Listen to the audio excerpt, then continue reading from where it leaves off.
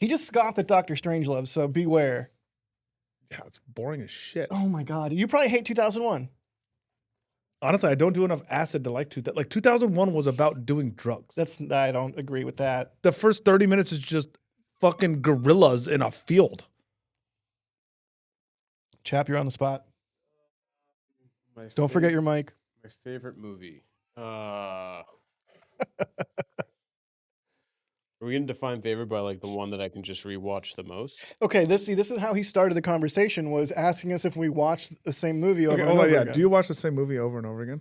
Not the same one over and over, but I have a stable of movies that I will go back to. Like I reach for like comfort food. This fits my narrative. Perfectly. Matt, are you telling me it's Christmas time? You're not going to watch National Lampoon's Christmas Vacation? That's a fair, valid point. But that's right. Okay. That's comfort food. That is the definition of a comfort food movie. It's not a good movie. It's certainly not cinema, but it is comfort food. Thank you, Chad. Yeah. I start off by saying only people with low IQ watch movies over and over again. And I'm like, dude, and that the mark of high IQ is how little you watch a movie. And so I don't agree with that. So you're saying today's Zoomers that don't have the attention span for like you don't agree with my made-up IQ metric, Chap? I don't. You still haven't answered the fundamental question. What's the favorite movie? Yeah. Chap's really good at dodging questions. I'm not. I'm gonna answer it. 100%. So he's like, oh, guys, so I'm out of time. Podcast over. Oh, jeez. Oh, wow. I'm gonna use a random age bifurcation. Okay. If I think about favorite movie call it 28, it was Rounders, like hands down. Classic. Like I could drop into any scene of Rounders and feel happy and like just let's go. KGB, The Worm. I think if it's post 28, it's probably Moonlight. I don't know either of these films. I'm a failure. You don't know Rounders? You don't know Rounders? I don't know Rounders. This is where you guys get to roast me now. Matt Damon. It's Rounders is peak Matt Damon, Edward Norton. Like, you should like. Okay. And John Malkovich. All right, I'm a failure. Failure as a cinema guy. Famke.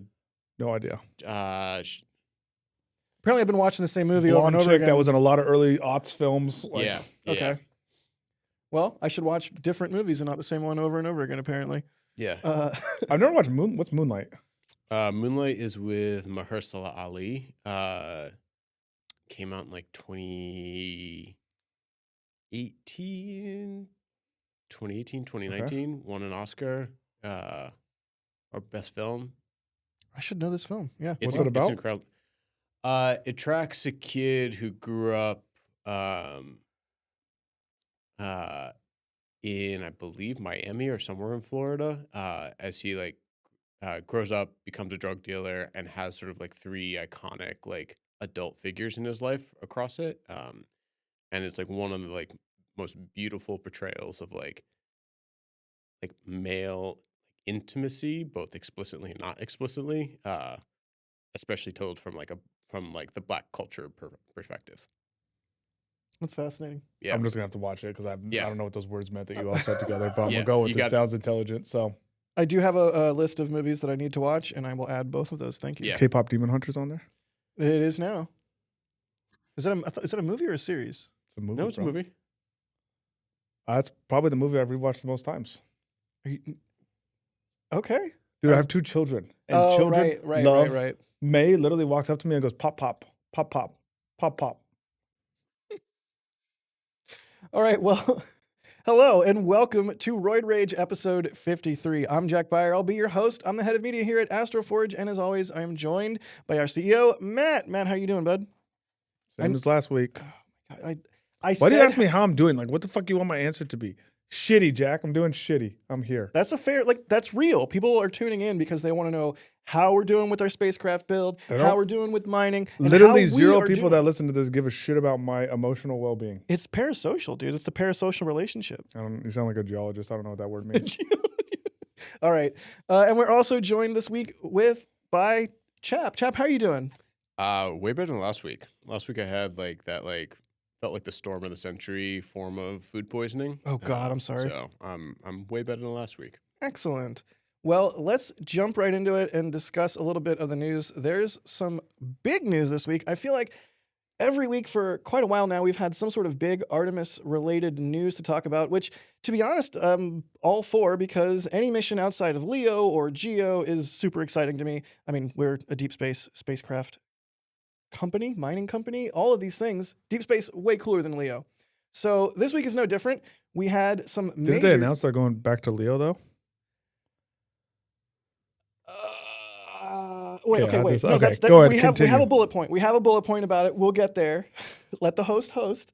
They need a bullet point on that one, Jack. Kind of walking right into it. Okay, but yeah, so some of the changes to the Artemis program include Artemis 3, no longer a lunar landing, but an Earth orbit rendezvous mission between Orion and one or both landers, and Artemis 4 is now the moon landing mission. Everyone out there watching this probably knows all of this. There's a spate of other changes, but I think the headline is some people have been portraying this as a delay. Some people have been portraying this as moving things up, adding an extra mission in.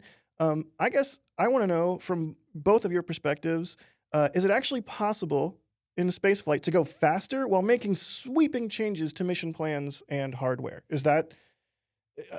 it's kind of a loaded question because I feel like we've done that here and done it successfully. But with something as big and nebulous and complicated as Artemis, Matt, do you have faith that they're going to be able to change things up so dramatically and yet accelerate timelines? It's really hard to give a definition of an accelerated timeline for this because that means by default you imply that the current timeline is correct. And I don't think anybody actually thinks the current timeline is correct. Pretty clearly, I don't think Jared thought the current timeline was correct. So instead of saying like, oh, we're going to go land on the moon next year, I think the chances of that happening were nearing zero. Right. And so what he said instead is, cool, let me go relay out a plan. We've had, I mean, when were these missions designed and put out there, right? Quite a while ago. Let me go relay out a plan that allows us to meet all the objectives I want to meet, but also has a reasonable, underwritten deadline that we can go after. And that's what he did, right? He took these and redefined them in a way that I think made a lot of sense. There's some big omissions there. For instance, Lunar Gateway has no longer been talked about whatsoever. It's not in any of the imagery, right? It's kind of erased from the bowels of history. Yep. Whether that's right or wrong, we'll see. At least as far as we know right now, yeah.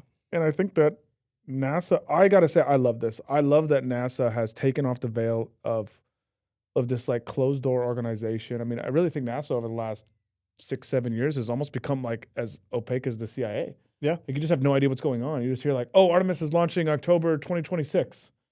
And then they say nothing. Like what I'm going to give Jared the utmost respect for is he has removed that layer and allowed everybody to be talking about this and dream again and be inspired about what's happening. And yeah, we're going to go through some hiccups. We're going to go through some changes. We're going to go through some mixing up of what needs to be done. But we can talk about it because it was actually discussed with us. It wasn't hidden behind closed door. Right. And it's discussed with us in gory detail. And like that's really special. Yeah, I do sort of feel like in the past this would be like, hey, there's a rumor going around that they might change around Artemis, but it wouldn't be something that's like so directly communicated so early with the public, which, you know, you love to see as a tax-paying member of the public. I think a mission, Lunar Trailblazer also just came out this week, and I don't know if we're going to talk about it. And they hang on, we have to stop talking for this fucking helicopter. I'm sorry. It's definitely going to be in the audio. Just give it like 30 seconds. Shit, my ride is here, guys. I got to go. Or they found where you are. Oh, fuck that. Yeah. Either one. Either way, I'm going on a helicopter. Jack, Stealth helicopter comes down, knocks the I tail don't know. off. I mean, if I got to get arrested, I'd much rather be arrested on a helicopter than a normal cop car. You might like- as well like I just get think, some style points. you know who for it. talked about this really well was when I am arrested, I want to tell those motherfuckers when I'm showing up to the jail. Dave Chappelle is like the best skit on this, right? Where he's like, how come all these rich people get to just be like, I'll turn myself in at 5 p.m. Like, Yeah. That's how I want to be arrested. Okay. That's the ideal way if you're going to be. Anyways, Lunar Trailblazer, please. I interrupted you. Please. Sorry, Lunar Trailblazer. They just came out with a report that says like, hey, the solar panels actually turned the wrong way. We didn't have the software ability to do this. Keep in mind, this mission was launched over a year ago. It failed over a year ago. There was nothing there except for they intentionally, from the NASA PR press circle, kind of delayed this news so it wasn't tied to the mission and can kind of be forgot about and everybody knew. I think that's a huge negative. In fact, we were on the same launch as Lunar Trailblazer, right? And Odin was not completely successful in his mission. We wrote about all of it. I think that was really important to get that out there right away. And I'm seeing a new way for NASA to operate. You're not hearing it through the lens of a PR team. You're hearing it directly from the head of NASA saying, these are the problems. This is how I'm taking ownership and redoing it. That's how you would run a company. That's how you run an agency that's going to be inspired and going to get the best work out of people. And I think that's what's happening. I mean, you love to see it. It fills me with joy. Chap, Yes. if I came to you and said, hey, we're changing everything, but we're going to go faster, what's your reaction as a normal person? I mean, I feel like that's happened 4 times over the past 3 months, so maybe that doesn't make me a normal human, but Fair. how does it make me feel? I think that a lot of times large institutions, whether it's a government agency like NASA or a private company, even something like Google or JP Morgan, like someone who's like in a tier of their own in their own class, like Right. you become beholden to the things that you do well. And so it's very uncomfortable, even in the face of like a bunch of data or just like an obvious shift to say, like, we're just going to continue to double down because of the thing that we know. Yep. It's really hard for an organization to say, we are going to change everything and still try to accumulate speed. Because at that point, like, there's an unknown in what you're going to change. There's an unknown in how the change and acceleration towards a goal, away from a goal is going to happen. And like the communication overhead is massive, especially when you have an organization that is how many people is like, even if it's 1,000 people, the change management there is incredibly hard. So like, I think there's a reason why you see a lot of companies avoid it, right? And just try to say like, we're not going to do this. At a startup, it's sort of built into the architecture. At some point, that becomes not true, and we're like far away from it, so far away from that doesn't seem like a possibility. So, I think when I hear news like this, I'm like, oh, that's really cool. It's gonna be super painful, but like it's fun to hear somebody at least even publicly take that risk of saying, what we're doing is not working. We need to move from like just doing what we know to actually know what we're doing, and that's a really hard change to go through. Yeah, I mean, I think if anything like this, it's like trying to turn a super tanker or stop a 2-mile long freight train. Like it's going to take time. It's probably not going to be easy. It's going to take a lot of effort, but But it's not it's going to be worth it. It's not even that. Like it's not like, just to extend the analogy, it's not even like, hey, we've got to take a super tanker and stop it and change direction. We've got to take a super tanker, convince ourselves that this is no longer a super tanker and we're not bound by super tanker rules, reevaluate what we are in the middle of the fucking ocean, and then come out as a tugboat. And you're like, oh, all right, well, some people don't like tugboats, like, and you're going to lose people there, right? So like I think we talk about it so easily. It's like, oh, well, you just like zig a little bit. You swap out one core part of your infrastructure, your program design, and like your new thing. And it's like, no, but if you take that out, you are not a new thing. You're or you're not the old thing. You're a fundamentally different thing. And people need time to like understand that and act by it. Yeah, that makes sense. I mean, I'm like you said, Matt, I'm just thankful that we're getting such transparency as we head back to the moon. I think it comes from Jared having run a company before and having seen other people run a company. I mean, a good example of this is in the space agency is to actually look at SpaceX, right? SpaceX started off as a small launch vehicle carrier. Right. Then they became a medium class rocket. Then they landed a rocket. Now they're building Starship. They're building Starlink. And at each one of the things, they've broken the mold of the company and changed where its location is, the people working on the project, how they've thought about it, how they've underwritten it multiple times. I think Jared's just taking that and actually applying it to a government agency, which is really cool to see. We'll see how history treats that and what comes of it. Like the results also need to work, right? It's Right. the famous Peter Thiel quote, like you can do something different. You also got to be correct. So let's see how correct he is on this. I think he's doing a great job though. Heck yeah. Well, speaking of going back to the moon, we had another Jared sort of moon adjacent announcement that actually just dropped today. NASA Administrator Jared Isaacman announcing the creation of the NASA Force.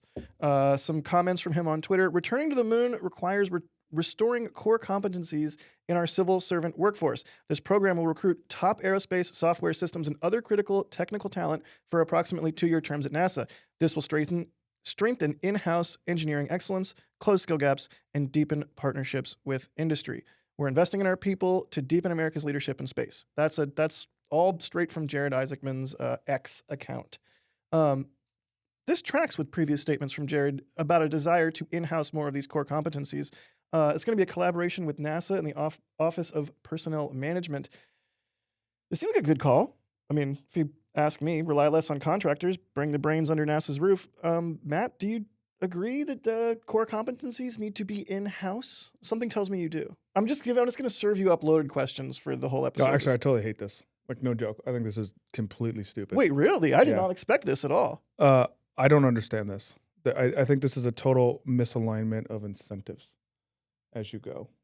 No software engineer I know wants to go work for a government agency and work on what? Like Artemis and SLS have already been contracted out. You're not going to be writing software for the Orion capsule. You're not going to be writing software for the rocket. So actually, what are you writing software for? My problem here is that NASA doesn't develop things. They contract out these things. And so what I wish the plan would have been is to say, we're going to do X mission and we're going to do that entire mission house and we're going to bring on a team that is going to create said mission.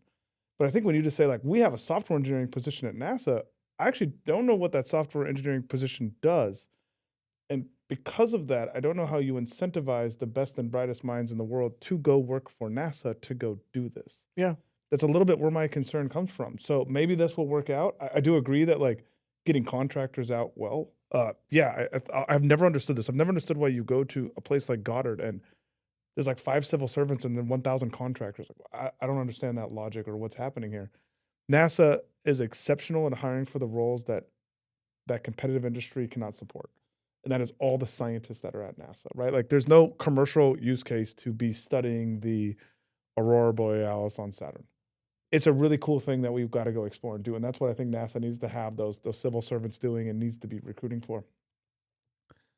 A software position is a very highly, well, I mean, up until recently was a very highly, contested position that you got to bring on. And now you're competing directly on with other customers, including your customers or your contractors you're working with.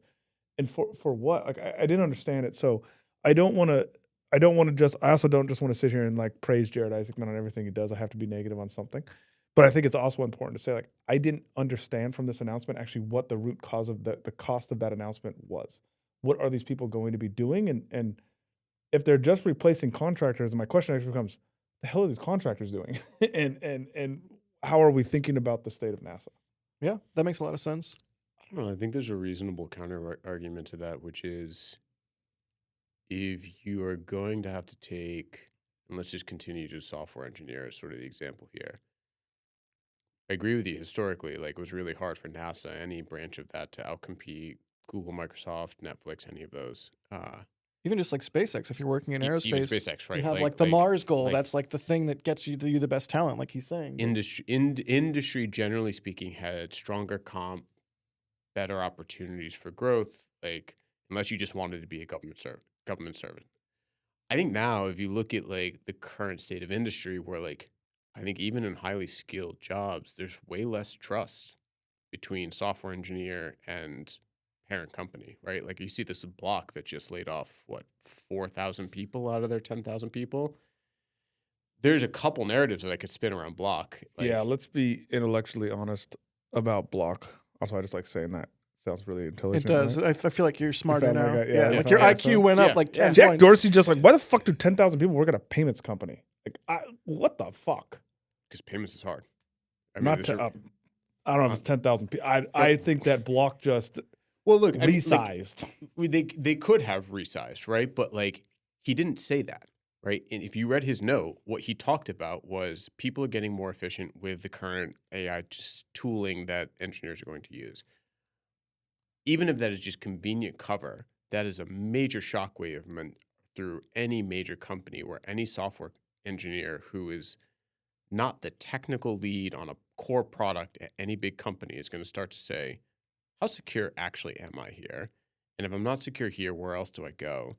And if you look at a bunch of early stage software companies right now, it's all some skin on AI, which is hard to figure out what is actually real or not. And what NASA will have are real problems.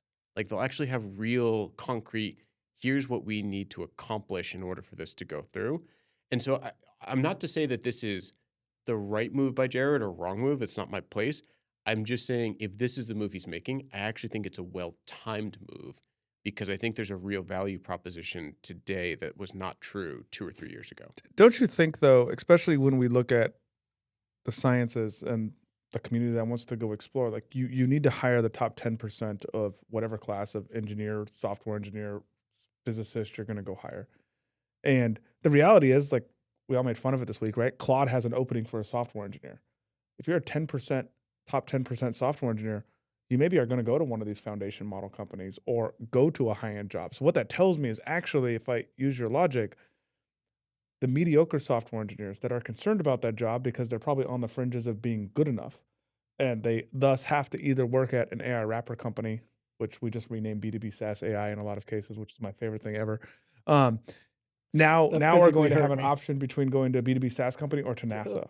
And so they're going to go apply to NASA. So I actually think to what I'm saying here is, and I think this is my point, is that what you get is the C-level talent actually applying and going to these jobs because there isn't a A-level mission. I don't agree with that because I think this is such this is a broad stroke, like Silicon Valley approach, which is like, if you are quote unquote in the top 10%, which is like, let's just even pretend to live in a world in which we can like quantify that in any sort of meaningful way, that if you're in that 10%, you automatically want to go to the job that's going to pay you the most, has the highest upside and the highest likelihood of being acquired in the next 10 years for $10 billion. I don't think that plays out. I think you see a lot of really smart people who say, I have the skills and therefore I have the opportunity to go work on whatever it is that I want to do. And like some of the smartest software engineers that I would hire in a heartbeat to come work at a startup have zero interest in playing the politics of startups.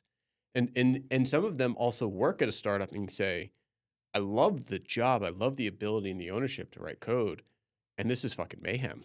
I don't want to operate in this. Like I want more. Like I want something. And so I say that to say that, like, are there going to be some companies, and you see this at Meta and AI, who will offer people incredible packages? Absolutely. Does that mean that startups or even like just tech in general has a like lock on all top 10%? I actually don't think that plays out nearly as much as most of the tech companies want to think it does. Don't disagree with what you're saying, but it goes back to my original point that I actually think that, not to say that this is a bad program, I wish it had more clarity on what it meant. I don't know what, like, if the software engineer position was, you got to go be a software engineer that's working on the next mission to go into the Kuiper Belt and go, like, that's a real decision for an engineer to go make. If it's just be software engineer at NASA, what I'm saying is NASA doesn't make any of these spacecraft or missions, so I'm not sure what they're doing. Yeah, is this just like IT maintenance software role? Like that's what I'm struggling with, and I'm sure Jared has actually this all broken out. Right. It wasn't clear by his Twitter post on what that was. Yeah, I mean, like the initial breaking news on this was actually from Christian Kyle on Twitter, I think, and then like an hour. I mean, it's because it was at the Dynamism Summit, which Right. he's part of. Right. The American Dynamism. I'm just saying, like, even in that, there was like almost no info, and then like an hour later, Jared did a post which is what I read out a moment ago. But also, yeah, I do think you're hitting something there, like a little bit more clarity. You know, it's hard to do in a Twitter post, but some more clarity there would seemingly serve well to attract that top talent. To be fair, Jared's been NASA administrator for what, like 2 months now, and this guy is producing so much material for us to go read that, like, me being nitpicky, be like, oh, Jared, you didn't go into enough detail on this one post. Like, I think he's already given us more detail than the previous NASA administrator, Skeletor, did in his whole term. Ballast Bill, have you heard that? I shouldn't even call him Ballast Bill. I shouldn't, because he flew on the space shuttle as a senator. He muscled his way into a seat on the space shuttle, and supposedly, I don't know if it's apocryphal or not, astronauts called him Ballast Bill because he's essentially That's ballast. amazing. I've just never seen somebody look so dead. We might want to edit that out, but it's also just I don't know where we go from there, other than to say, just as like a small counterpoint, like I do think there are a number of 1% or 10% software engineers, whatever it is, who go to a startup, make money, cash out, and then want to go do something cool. Money is not the goal. necessarily. They want to expend their life and efforts on something worthwhile, which, maybe that's enough of a draw to get people into the door for the NASA Force. And maybe some of those people will get more clarity in the coming days and weeks. Because again, this all just dropped today, but we felt like it was pretty cool and we wanted to talk about it. And I'm sure we'll learn more as things progress. All right, so next up, we had a little bit of asteroid mining news. A new market report dropped.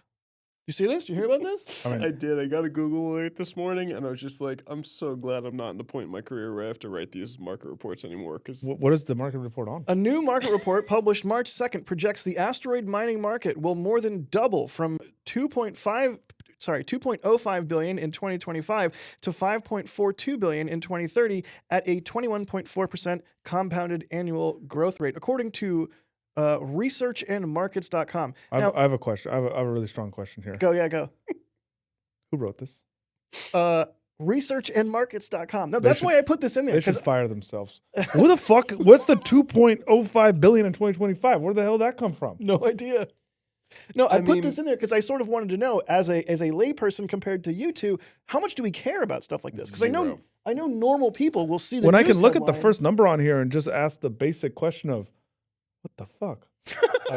What is, like, I actually feel stupider looking at this. It's actually like, and like I don't mean I'm not intentionally coming from whatever individual wrote this, but like it's one of these reports where it makes you question every other market report that you've ever read, because like market report, generally speaking, should be on the revenue and revenue adjacent activities that are should be on being generated. market? And like, unless there are other asteroid mining companies out there that are just making bank off of things that we don't know about, then like I'm gonna guess that this is off by. Can we find out who wrote this, and then ask them where they got their numbers from, and then if they didn't, publicly call them out and ask them to be terminated from their position? Okay, yeah, I will look into researchandmarkets.com. I did hear NASA's hiring. That feels like unnecessary pettiness, but I mean, I'm a pretty petty person, chap. Like don't put that past me. I never would have guessed. All right, well, let's wrap things up on the news side. Either of you seen the lunar eclipse this morning, last night? What? I forgot about it. I like had an alarm on my phone and then just blew by it. There was a lunar eclipse this morning. I was too busy working. It's all moon stuff, right? Yeah, I slept through it because work. In my past life, I would probably have stayed up super late and driven to the top of a mountain and done a whole bunch of things to get a cool shot of it. But you know what? We got bigger fish to fry right now. Cool. Let's move on and hit our first topic. Rare earth shortages worsen in U.S. aerospace and chips sectors. This is a market report that came out, another market report. Yttrium? Yttrium? Yeah. Thank you for reading the script, chat. Yttrium, which is used in turbine blades, and scanadium. Also in some of the lasers. It's used as a doping agent, right? I don't know how I know that. I love my brain sometimes. Scandium, also used in 5G modems. Both of these are shortages called out in this new report.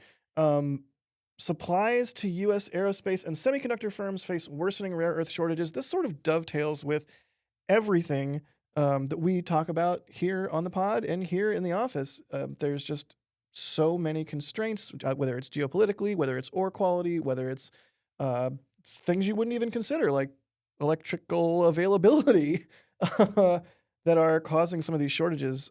Do we care? Is this something that we should be worried about? I mean, I know platinum group metals are in deficit. Yeah, I mean, so I think the short answer is yes, we should care about. I think the longer answer and why we should care about it actually has nothing to do in particular with yttrium or scandium or any of these others. Like, I think especially in today's market, you're going to see metals, whether they're precious or industrial or critical, spike all over the place. All of these are like really sort of random one-off sort of data points that I think point to like the larger problem that some of our critical mineral conversation in this country is getting to, but like, I think somebody just needs to like say it out loud, which is like the mining industry as we know it is not set up to handle the scale that we are about to go through, right? Like we are trying to go through this energy transition with the main engine that we're using. It still has a fucking hand crank on the front of the engine, right? Like we're going to break arms, we're going to lose fingers. Like it's just not set up to do so. And so I think you see a lot of these sensational, whether it's about any instrument in there, like or any element coming in there saying like, oh, we have this like structural shortage, or it was like it's now affected by whatever's going in Iran or Russia or anything like that. And like that's going to continue to be true. And all of these are just like little dots that point out this line, which is like mining as an industry is one of the like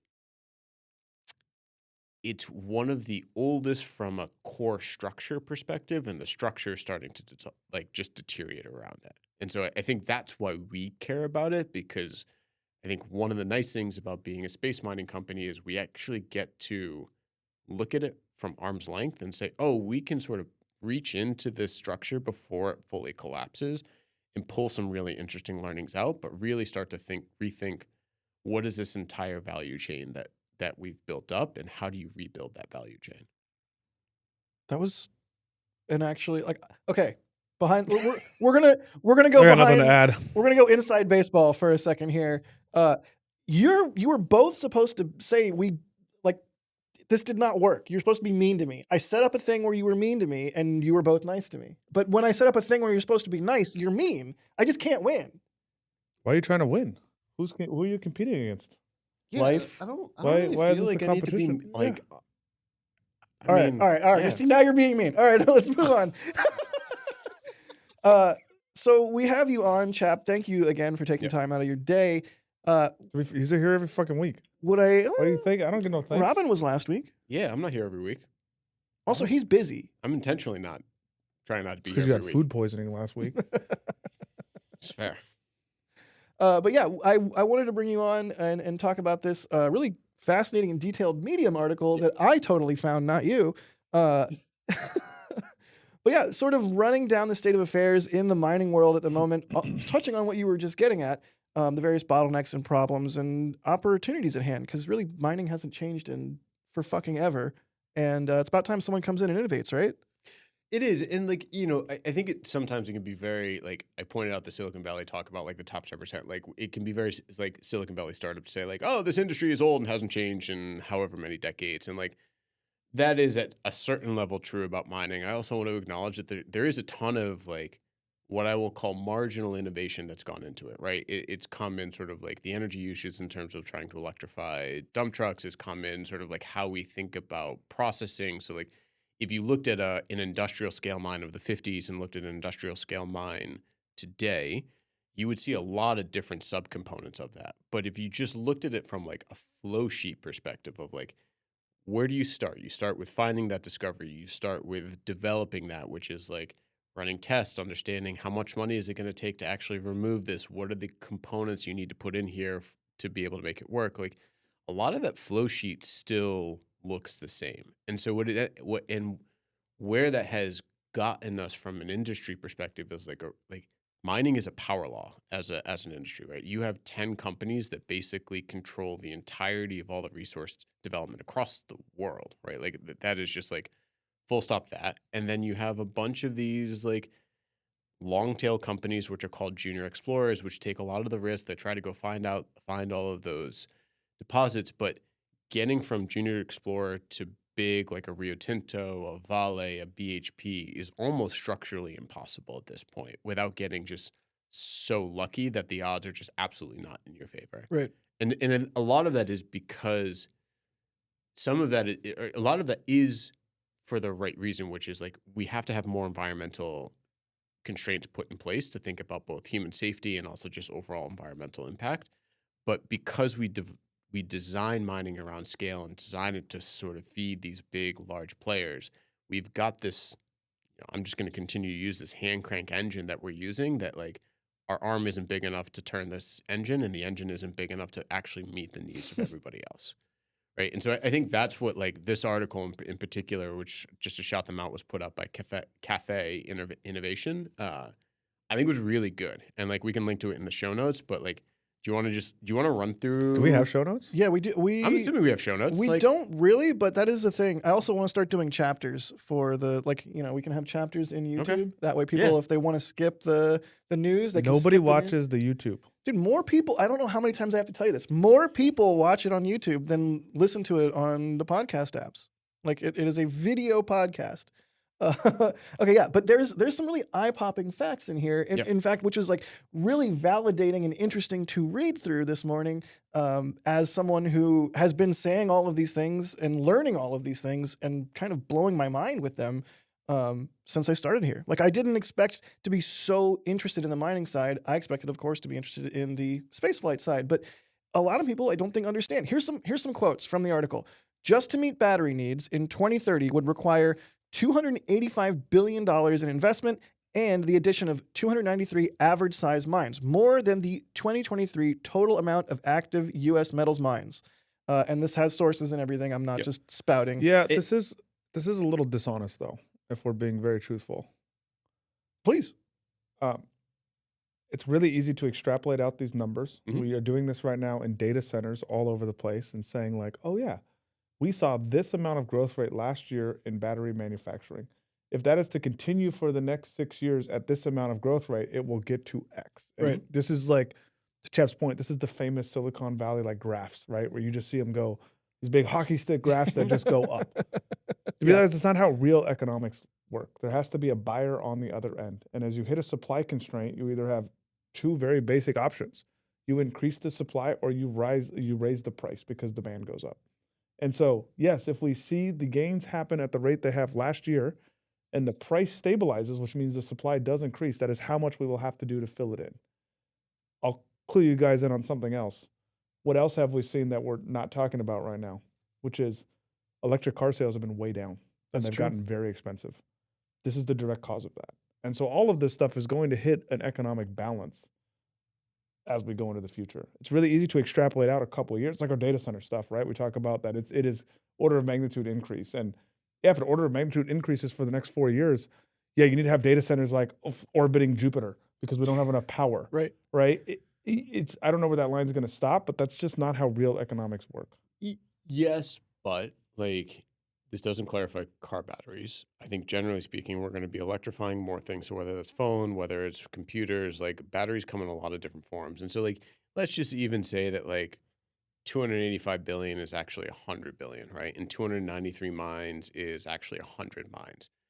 It's still, and this is all by 2030, right? Like right now, it's going to take you, if you need 100 net new mines, none of those mines in the US and even Canada are coming online until 2050. And Yeah, so like- you're not even going to get any production. So at that point, you're not talking about a 20-year gap that you have some amount of need unmet. And I think this is back to my point of like, if you think about mining as a car, like it is a car with a literal crank engine right now. We can't, it's not strong enough and we can't turn these things on in a way that is actually responsive to need. Because the other thing that is going to be true here is like, not every mine is built equally, right? Some mines will have more complicated ore, and so it'll take it longer to produce. We might not have all the technology. So like, I take this as a like, I don't care if like all of these numbers could have an error bar of 20%, and that's fine, but it still highlights the general point, which is if we need more material and we don't think that recycling is going to cover this gap, we have a core supply constraint that is still real, and we don't have a good way to do it. And that is also responsive to the timelines of all of the companies and the buyers who are operating in like the quote unquote battery market.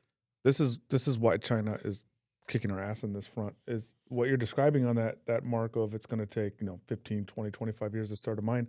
A lot of that isn't due to the construction of the mine or the people at the mine. It's due to regulation and how much environmental care we have in these mines, which isn't necessarily a bad thing. When you're going to go destroy the planet to leach its resources, like you probably want to make sure you don't fuck it up permanently and you don't kill people and all this kind of stuff.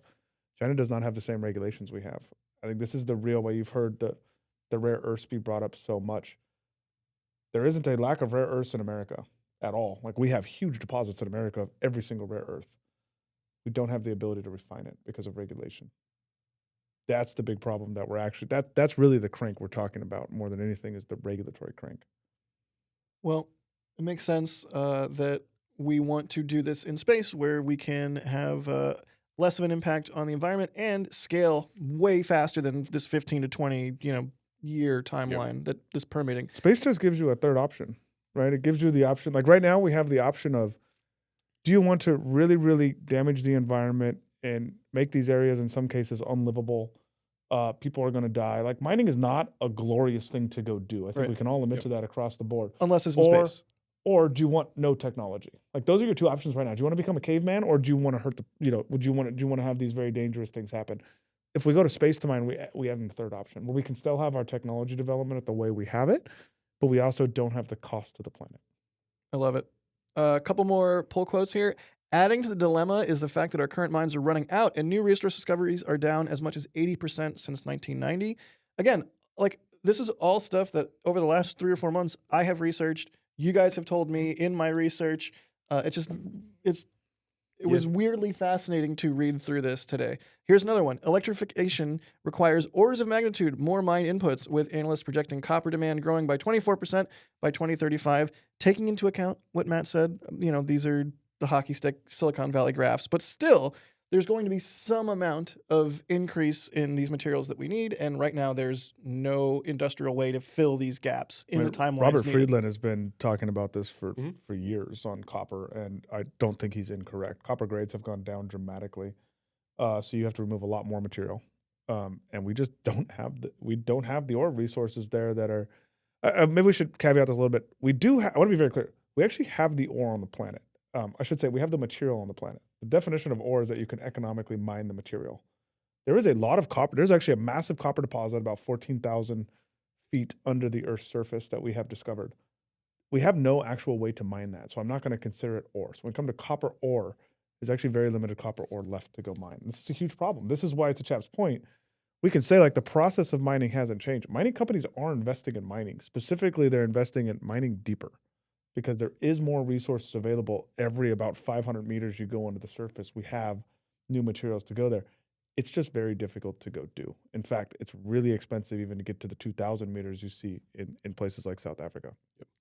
Yeah, I mean, at this point, it makes more sense and is probably easier to launch a thing into space to mine versus figuring out a way to build the journey to the center of the Earth machine that can actually go super turbo deep and hit these crazy deposits. But it would be kind of cool. Like we know how to do it, and we do know how to restart the Earth's core. You have to put the 6 nukes in the star pattern and hit the button, right? It's pretty sweet. Yeah, that's how you do it. I'm definitely willing to gamble everything on that. That sounds right. Yep. Okay, so to sort of put a bow on this discussion, everybody out there, by the way, you should go read this article. We'll put it in the show notes, which we do have now. Thank you, Chap. It's a really fascinating article. I want both of you to look at your scripts. There is a graph here. I will describe it with words for people who may be listening, but you should really watch this on YouTube. This is hold on, time where out. we will this show is not this a graph on fucking screen. graph. It's a graph. This is a quad chart with graphs have numbers and bars. This is fucking words. All right, it's a chart. It's a 2x2. Yeah. You know what? I point camera, I push button. I'm sorry, Mr. Chart and Mr. Graph. I have wronged you. But no, take a look at this. I will describe it for those who may be listening, but really you should be watching. There's 4 quadrants. The top left quadrant is exploration and feasibility. The top right quadrant is vertical mining redesign, exploration of new regimes. Infrastructure upgrades is bottom right, and bottom left is fast payback software that improves day-to-day operations. Basically, it is what is going to provide value and what is going to take a long time. No, this is what happens when you get a job at fucking BCG as a consultant and you get paid hourly rate to make a mining chart. Like, this is just a lack of creativity across the board. The fact that whoever wrote this chart says that the best way to go improve mines is to write faster software to improve day-to-day operations, like, I'm becoming actively stupider by reading this shit. Again, I've made you dumber twice now. I really apologize. But like, what happened to innovation in America? What happened to our ability to look at a problem and say, like, how do you solve this problem from start to finish? Not how do you figure out a quick way to make money off it? Like, this stuff frustrates me so much. I just don't understand why people like to think in this way. It does nothing. This is not how you solve mining. This is how you make incremental profit off of the problem we have with mining and really don't change the way we look at it. If you want to change the world, you ain't going to do it by making faster operational software for a fucking mine. Here. I mean, no disagreements here. Sorry, there was a question in there. The question is, reading this chart, which I will be very careful to not call a graph, reading this chart, we, AstroForge, would fall in this top right where it's time to value. This graph is incomprehensible. Time to value is very high, but also so is capital intensity. And I would argue, and this is what I wanted your feedback on, I would argue that where this chart puts space mining is incorrect. It's saying it's going to be extremely capital intensive and take way too long. Now, I'm not saying it's going to take no money and happen tomorrow, but the whole purpose of what we're doing here is to do it fast and do it without breaking the entire bank. Is that a fair assessment? Should we be on a different part on this chart? Should we? Yes. Do I understand why we are not? Yes. Like one of the nitpicks I do have with this article, and I don't know, maybe this is the first time to like have an external guest and have the guy who wrote this, because I think he's linked in the Medium article. It's like, if you then read the article, he says like, where are they focused on? They're focused mostly on exploration and feasibility, right? Which is basically trying to like go out. How do you find deposits faster? How do you make sure that you don't have a false positive in there? Which like, does it add value? Yes. Does it change the current dynamics of the old shitty process or the hand crank engine that I've been using as sort of a tortured metaphor here? Like, no, it doesn't. Actually, if you just find more deposits right now, you increase the inputs to a process or a system flow that's already pretty full, right? And so I would argue that like that's really good because it feels good from an investor standpoint of like, if we want to go be a discovery company, like in 2 or 3 years, you can probably accomplish a lot in saying, hey, we found all of these deposits out there. And then the very logical question becomes, cool, what the fuck do you do with them?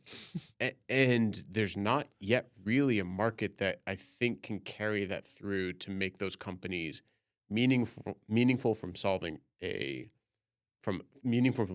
mining problem. Why I think we get put in this sort of like capital intensive is because we are in a category that doesn't yet exist outside of science fiction, right? And so while we are just as active as said discovery company, like we call it burning down risk, they're going to call it progress. It's really easy to talk about a discovery problem because you don't have to be creative about what the future holds for that. You actually have to be somewhat creative about our future, right? Because we can tell the simple story of like, we're a commodity company, we bring it back, but like, it's way more complicated than that. Like, us bringing back isn't just delivering a commodity in the way that Rio Tinto or BHP delivers a commodity. It's a fundamental rethinking of, how do we think about the core fundamentals of this industry, and is that about to change? And how do I price risk from service providers to people who work there? And so when they think about us as being capital intensive, like, yes, there's a question of will this exist? I think there's also the question of like, if you rewrite or reframe risk in this industry, what does that become? And there are a lot of people, there's 10 companies that have a combined 1 trillion in market cap who are going to actively not want to do that, right? So I think it's a very logical reason for why any venture investor, or even sort of like someone who looks at the TSX for junior mining companies, looks at us and says like, oh, super capital intensive. But like, I would bet that if you gave us $3 billion versus your average mid-sized mine, we can do a fuck ton more with that. And like, we're a much better bet over the long term than they are to be able to be defensible in 20 years. Real. So the reason why I don't think we fit in this 2x2 is because this 2x2 is meant to describe a reality that most people work in right now. And it's not actually trying to project, what if we rethought how we think about resource access and redefine what it meant to be a mining company? What would that look like? You would come up with an entirely different 2x2 here, because yes, they are business schooly and they're consultancy, but they're actually really helpful frameworks to understand how the market thinks about risk in any given industry. I love it. Thank you for the solid answer rather than just shitting on it like Matt did. But also, I hate 2x2s. So no, you're both right. To Chap's point, this is a graph on the current way to mine. Our objective is actually to destroy that current way to mine. So this graph is invalid because I want to delete it. I love it. Final pull quote from the article: venture investment in mining innovation has grown greater than 10x since 2020, but remains concentrated in early stage prospecting tools. That's exactly what you're saying. Investors love to see return on investment quickly. A fund life is 3 years, and you're going to go start raising your next fund in about 2. Right. What's a great way to do that? Invest in an early stage junior mining discovery company. You see this all the time, right? Because you can get very easy deals or sells back. It's not going to change the industry. It's actually not going to change the future of humans, but it may give you a markup that doesn't go to zero in your portfolio, and that's the incentive alignment that they want. The problem with that is from a large-scale mining standpoint is the exploration phase of mining accounts for about 5% of the total capital required to get a resource. It's just a small piece of the puzzle, but it goes back to like, why did so much investment go in B2B software? Same thing. A lot of these B2B software companies weren't trying to become Microsoft. They were trying to do a very small niche product and get a small percentage of the market. You're seeing the same thing in mining. But I think that's where investors are getting it wrong. If your job as an investor is to get a 3x return so you can raise your next fund, I guess more power to you. You can buy nice cars and nice houses and whatever. You're not going to change the future, right? You're not going to re-underwrite a future that we want to see exist. And the investors that take the leap and invest in the companies that can have massive upsides, the Apples, the Teslas, the SpaceXs of the world, you're going to have to invest in something else other than exploration. Yeah, agreed. The quote finishes, leaving the missing middle of feasibility, modeling, processing, and development vastly underserved, despite being the most value determinative. You mean the 95% of mining? Yeah. It basically, it's exactly what you said, just in a more wordy business speak way. It's leaving out the vast majority of things. Yeah. How much do you think they paid for this report? Oh, I don't want to think about it. I think he wrote it. Like I looked this guy up. My guess is he did his research and wrote this. And it is accurate. And I'll stick in this quote for a little bit. But it could have 10x. But in 2020, without having the numbers off my hand, I'm going to guess that mining as an industry is in the bottom 2% of all industries that receive venture investing. So it's a 10x return, a 10x improvement, but a 10x from a very, very small number. I hope that changes, but I do think he's right in saying that if that money continues to concentrate just in early stage exploration, which you are not actually attacking where the value unlock can be created. And at some point, it's going to take somebody with big pockets, because this is not a cheap or simple industry, to be able to start to target that. Love it. All right. Well, I think that serves us well for that topic. Let's move on to Mailbag. You guys want to do Mailbag? You excited I just for want to Mailbag? let Chap answer all his answers are so articulate and well versed, and I'm just fuck them, destroy it, burn it down. Oh, man. All right, mailbag time. Levy Stalkup is asking, Matt says there's no economic business case for the moon, only political. Hold on, this dude's name is Levi, not Levy. Sorry. Isn't that how you say Levi? All right, Levi is asking, I'm a failure. Sorry, Levi. Sorry that Jack can't even pronounce your name. Levy? I That's what apologize. broke in New Orleans, right? To cause the floods. Correct. Yeah, that's spelled different, right? It is. Yeah. Levee, I believe. Yeah. Thanks. Yeah, thanks, Chap. I just watched the Netflix documentary on Katrina. That is a wild documentary, by the way. It's pretty insane. I never knew there was people stranded on overpasses and whatnot. Yeah. Holy Okay, sorry. You were ADDing my brain. I mean, to be fair, I don't mean to be this guy, but why'd you build the city under the ocean? Matt, don't. I'm just stop. The entirety of the city actually isn't under the ocean, and that's the biggest. That was one of the worst parts about Katrina, which was that it's not the place that you would normally think would flood. When other hurricanes have flooded, it will come in. I think the French Quarter is, generally speaking, the lowest part of, and so you assume it comes in from the river or the bay there. But this was north part of the city, which is why that was such a unique experience. They had a little drawing in the Netflix documentary, and they showed it still being underneath the sea level. So I'm gonna believe the Netflix cartoon drawing. Let's please, for the love of God, move on. Levi is asking, what about an exclusive retirement home for billionaires on the moon? That's a business case for it, is it not? Joint pain plummets, no risk to fall and shatter your hip. What do you think? Is that a good business case for the moon, Matt? Retirement I home? like this guy better when you call him Levy. All right, moving on. I mean, look, it's not a bad business case. If you can make space tourism work, I'm sure there's a bunch of people who are yeah, I'll live out the rest of my days, getting to look back on Earth and It's like the space age version of people in the Wild West moving out west to like get better air or whatever and get Yeah, more healthy. yeah. Except it'll be like, oh, my spine is compressed. And also, I'm going to go to the I moon. mean, look, retirement homes, like, you are already paying an exorbitant price on per month Real. basis. Like, this is actually like, if this were a pitch competition, I would hear Levi out. What's your DPI? Honestly, Levi, if you're raising, let me know. I might be a check into this idea. This podcast suddenly turned into like a weird Shark Tank variant, and I'm kind of here for it. All right, next up, Dan Schmidt is asking. This will be for you, chap. Dan Schmidt asks, wondering if you have explored using flash Joule heating as a method of refining asteroids, and whether you have considered setting up a material refining process to experiment with terrestrial sources of PGMs or rare earths. I have heard that coal fly ash has significant amounts of rare earth metals and could also produce graphene using flash Joule heating. For our viewers, flash Joule heating uses intense pulsed electric discharges to rapidly and directly heat materials for a short duration.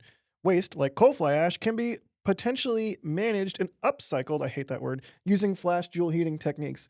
We use lasers, not flash Joule heating, but you're a smart guy, and you're the mining guy. I figured I would throw this question at you because Dan asked it. Yeah, I think there's similar technologies that are being used. So the short answer is no, we have not considered this to be for our spacecraft. And I think that's, generally speaking, from what I know of this use case, we don't have enough power to be able to do It this. sounds really energy intensive. That being said, I think if you look at, what's it called? I believe it's lowercase I rocks, ROXX. It's being Like the Camaro from the 80s? That's I rock. Yeah. That's IROC. I don't know why I know that. Because it was awesome. God, those are such ugly sick, colors. right? No, but there's a mine that I'll think of the name of in a minute that's based out of Canada that's using You a almost similar said Canada. technology. I almost said Canada, yes.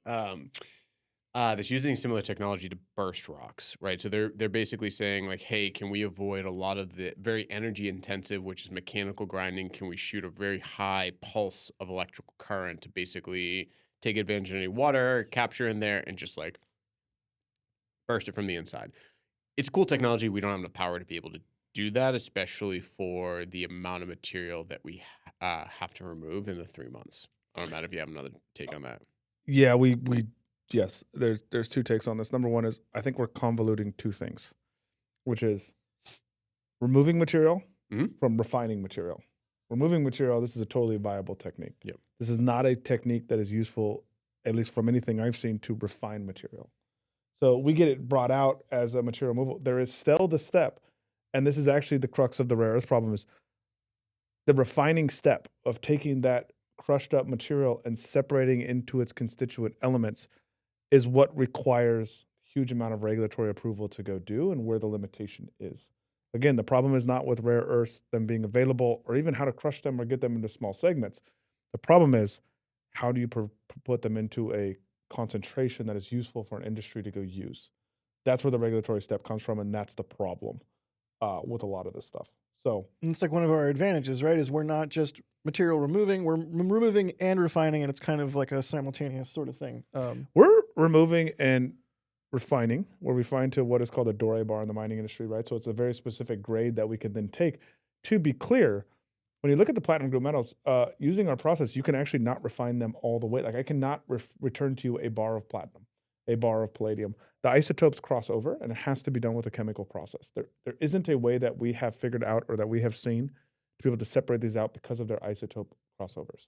So even for us, it has to be different. The difference is we can get it in such a high concentration that the amount of chemical constituents used to do this is very minimal. And there's quite a few places in the United States that are regulated to do this for the platinum group metals. Awesome. Super good question there, Dan. Yeah, shout out to the question. It's a great question. Please, like for the love of God, if you're watching this and you have good questions, send them in, because every week I feel like I'm going to all of the different avenues to look for them. And that was a really good one. Not that the other ones weren't, but you know, that one kind of directly talks to our expertise versus like retirement home on the moon. Not to give you crap Levi. I had to try really hard to say that right. Josh is asking, what's the thing you guys are looking most forward to seeing in the next 10 years, except our own cool stuff, when it comes to launch vehicles and general space stuff? Europa Clipper. That's my answer. I'm sticking to it. Matt, what do you got? Dragonfly. Hell yeah. Good answer. Chap, what do you got? I don't know if I have a good answer here. If you don't say humans walking on the moon, I am not your friend We've anymore. already seen fucking humans walking on the moon. The year was Like shit. It was 1969. black and white. Okay, use AI to upscale it. Don't, Matt. Don't hurt me like that. Come on, man. Can I just be the ultimate troll and just say data centers in space? God, I hate you so No, much. I We're can't not say friends. that. I can't say that. Unfollow. No, I am probably most excited by. My phone just took a nosedive. I think bringing more like large scale telescopes online, like what Hell we've yeah. seen, even with like James Webb, and then the newest one was Roman. not Roman. What was the Vera? Oh, yeah, Vera Rubin. Vera Rubin. Yep. Yeah, I was going to call it Rubin Vera, and I was like, that's not the right way. Vera Rubin. Like, just the more imagery we can get about space and the more we can start to, like, actually understand it, I think it is just, like, it doesn't particularly benefit us But it's so necessarily, cool. but it is just, like, it's We really. have Nancy Grace is going to. I think Nancy Grace launches next year. I think so. Right? And that's going to be another one. That's another But great yeah, I mean, that's a observatory. good point. It's like James Webb has opened up the doors to so many. What I'll say is so many inconsistencies of our understanding of the universe. Real. And I do believe that on this planet, in our labs here, we have probably discovered 95% of what we're going to discover on Earth-based labs. The next exploration we need to go is into space to figure out where the discoveries are. And things like Webb every day give us more problems to solve.